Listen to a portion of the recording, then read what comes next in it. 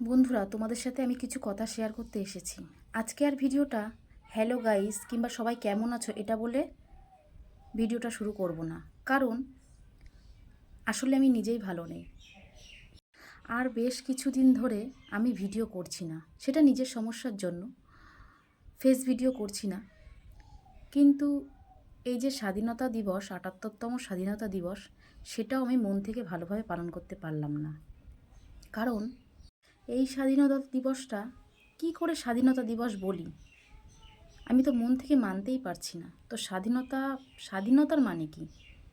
কী করে আমরা স্বাধীন হয়েছি এটা বলতে পারি, যেখানে মৌমিতা দেবনাথের মতো একজন ডাক্তার হসপিটালেও সেভ নয়, সেখানে কি করে স্বাধীন হয়েছি সেটা আমি বলতে পারছি না। আরজি করের এই ঘটনার পর থেকেই আমার মনটা একদমই ভালো নেই।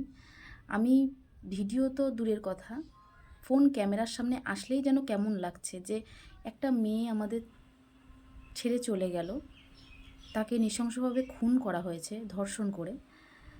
আমি কি করে ভিডিও করব? ভিডিও করতে পারছি না। আর আমি চাই যে এই দিদিভাইয়ের জন্য যে আন্দোলন চলছে সেটা যেন দোষীরা শাস্তি না পাওয়া পর্যন্ত থামুক। আমি চাই দোষীদের শাস্তি হোক।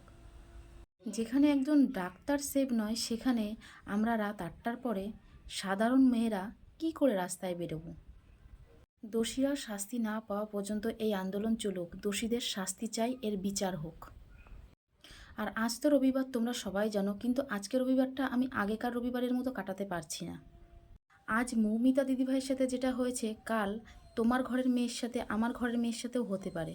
তাই তাই সবাই মিলে একসাথে এই আন্দোলন চালিয়ে যাব যতক্ষণ এর বিচার না হয়। সবাই কি বলো? সবাই আমার সাথে আছো তো? আজকের মতো ভিডিওটা এখানেই শেষ করছি। দেখা হবে অন্য কোনো ভিডিওতে। ততক্ষণ ভালো থেকো, সুস্থ থেকো আর নিজের খেয়াল রেখো।